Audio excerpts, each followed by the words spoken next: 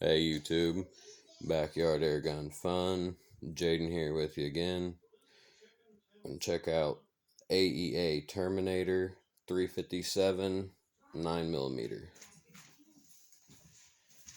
The world's most powerful semi-auto airgun. We're not doing a big shooting video or a full review on it. I was just going to do a quick little video about changing the back tank. Because when I first got this gun, I used back tank, then I took it off when I got my folding stock. And before I ever even took the thing off for the first time, I was a little nervous. So I looked up some videos, and there's some controversial videos out there. I've seen some that'll tell you you can't take the back tank off with air at a high pressure or with any air. I've heard people say you can't take the back tank off without any air, with any air in it. You gotta completely empty it. And I've seen other videos that'll tell you that you can take it off at 25 MPA. Which, I mean, you can, but eventually you might damage your O-rings. But if you're wanting to buy multiple tanks, fill them up, take them all out into the field or the range, I mean, more power to you, go ahead. Just an O-ring, they're cheap. But if you don't want to damage your O-ring, this is what's always worked for me. Let's get to it. I like to shoot the gun down to low pressure. You might notice it's at 17 MPA. I like to shoot it down to 15 before I take the tank off. But what's funny about that, I went to the range the other day, put the back tank here on, aired it all the way up. And if you don't know, PCP rifles in really cold weather, the air pressure will go down slightly. Knowing that, I aired the gun up to 26 MPA. This gun operates between 15 and 25. So I put it at 26, knowing it'd go down a tiny bit. By the time I got to the range, got out there, was ready to shoot, we had dropped to 24. I shot it down to 15, brought it home, took it inside, and as you just saw, I'll show you guys again, 17 MPA. And it was at 15. So cold definitely affects PCP rifles. I mean, it's not like CO2, but you'll lose a couple MPA, couple hundred PSI. Not a big deal though. Still functions, works very well. But alright, let's get to the tank change. Take your sleeve off here. Yeah, the sleeve just slides right off. I like to twist the tank a few times so I feel a little something tight. Then that twist, or that little hiss, mid twist. That was it. No pressure, no air loss. It's as easy as that. I just recommend to shoot it down to 15 MPA or a lower pressure.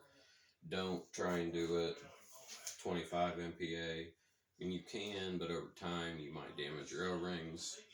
This has always worked for me, and I've taken this thing off a ton of times. I mean, this is my third try for this video. I've just taken it on and off 3 different times. And we're doing just fine. I'm replacing my back tank with the CNC machined aluminum buttstock. Adjustable folding buttstock.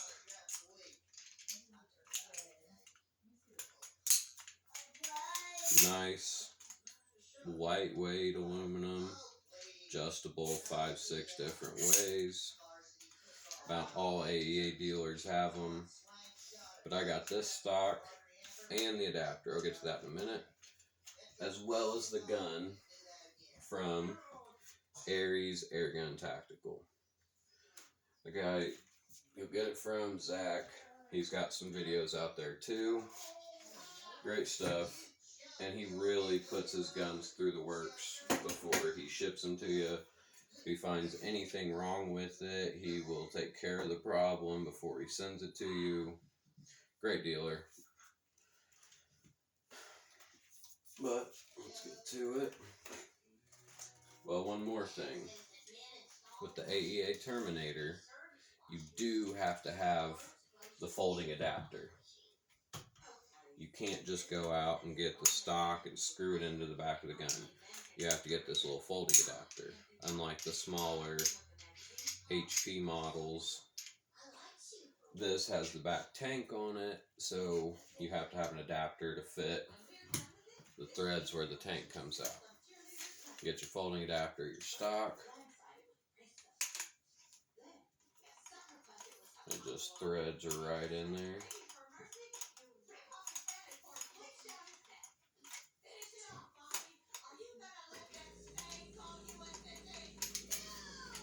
Well,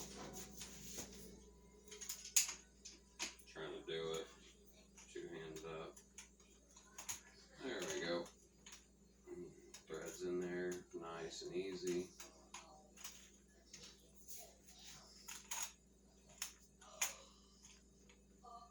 Well, what do? That's no big deal. That's why they have a nut on the end of the adapter and at the end for the folding stock. So you just gotta play with it a little bit, line it up just right. Maybe get you some rubber grip pliers, which I have, but I didn't want to go dig out. Originally, I wanted to take the stock off of this end of the adapter, but I've got that thing on there so damn tight, I couldn't get it off. And tried some regular pliers, but it was going to tear the metal up. And I didn't want to go search for 30 minutes looking for my rubber grip pliers. That's it. There's your CNC folding stock. Makes the gun a lot lighter. I don't know exactly, but probably takes a good pound and a half off. And much shorter.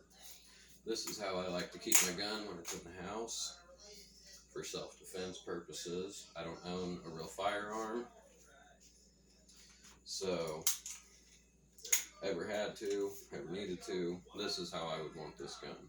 Somebody tried to break in or hadn't ever needed it for home defense, self-defense, much shorter, go around doorways, stairways, a lot easier with this. A lot more tactical, much better for close quarter combat if you ever had to. And with the front tank, I mean, you still get 15, 16 full power shots, 20 total, maybe a little more. So just with the front tank, that's plenty for some experiments or videos or just fun in the backyard. And I can keep it in the house like this. If I ever needed it, I can shorten it a lot. And that folding stock's just cool, so much lighter. That's pretty stock.